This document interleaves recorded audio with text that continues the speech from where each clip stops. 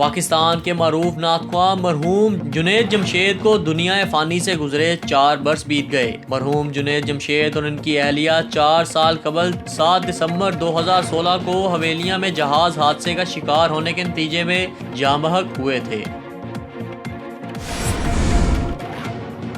عراق میں حکومت مخالف مظاہرین کے کیمپ پر حملہ، 12 افراد ہلاک۔ غیر ملکی خبر رساں ادارے کے مطابق دارالحکومت بغداد میں السینک پل کے قریب واقع عمارت میں حکومت مخالف مظاہرین کئی ہفتوں سے مقیم تھے، جس کے نتیجے میں متعدد افراد ہلاک اور درجنوں زخمی ہو گئے۔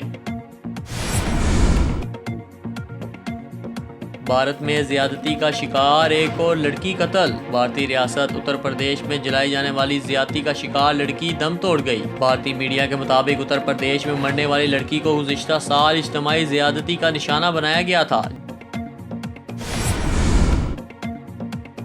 نیپرا نے بجلی 26 پیسے مزید مہنگی کر دی۔ National electric power regulatory authority NEPRA نے فی یونٹ بجلی 26 پیسے مزید مہنگی کر دی۔ نیپرا نے بجلی 26 پیسے فی یونٹ مہنگی کرنے کا نوٹیفیکیشن جاری کر دیا، جس کے مطابق عوام پر 14 ارب روپے کا اضافی بوجھ پڑے گا۔ ضلع انتظامیہ لاہور نے پرائس کنٹرول کی گزشتہ روز کی رپورٹ جاری کر دی۔ 396 مقامات کو چیک کیا، 97 خلاف ورزیاں پائی گئیں۔ ڈی سی لاہور دانش افضال نے گراں فروشوں پر سخت کریک ڈاؤن کی ہدایت جاری کر رکھی ہے۔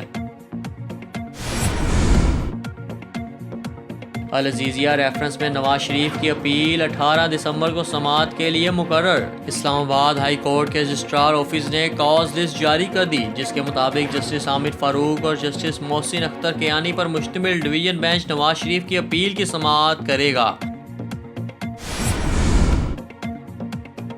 موٹر وے پولیس کی ایمانداری، گمشدہ قیمتی پرس فیملی کے حوالے کر دیا۔ ترجمان موٹر وے پولیس کے مطابق شہری اپنی فیملی کے ہمراہ سیالکوٹ سے فیصل آباد کی جانب سفر کر رہے تھے کہ دوران سفر انہوں نے شیخو پورہ ریسٹ ایریا میں قیام کیا، جہاں ان کا قیمتی پرس گم ہو گیا۔ پاکستان 2021 میں شیڈول ساؤتھ ایشین گیمز کی میزبانی کرے گا۔ اس سلسلے میں پاکستان اولمپک ایسوسی ایشن کے صدر سعید عارف حسن نیپال کے شہر کھٹمنڈو پہنچ گئے، جہاں وہ 10 دسمبر کو گیمز کی اختتامی تقریب میں 2 سال بعد ہونے والی گیمز کا روایتی پرچم وصول کریں گے۔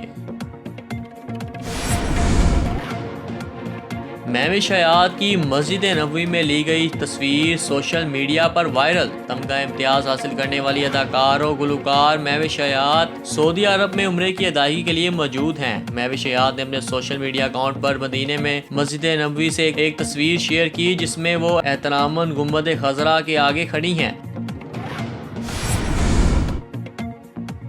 فون کمپنی کو 24,000 شکایتی کالز کرنے والا جاپانی گرفتار۔ ٹوکیو میں جاپانی ریٹائرڈ شخص کو ایک عجیب و غریب جرم پر گرفتار کیا گیا۔ انہوں نے ایک ٹیلی فون کمپنی کو مسلسل 24,000 ٹول فری فون کر کے نہ صرف عملے کو پریشان کیا بلکہ ٹیلی فون آپریٹرز کی بے عزتی بھی کی۔ پاکستانی ادویاتی سپلیمنٹ کے لیے بین الاقوامی ایوارڈ۔ خواتین اور بچوں میں خون کی کمی کی ادویہ گزشتہ کئی دہائیوں سے استعمال ہو رہی ہیں، لیکن مختلف وجوہات کی بنا پر انجیکشن اور گولیوں کی صورت میں دی جانے والی یہ دوائیں اب تک بے اثر ثابت ہو رہی تھیں۔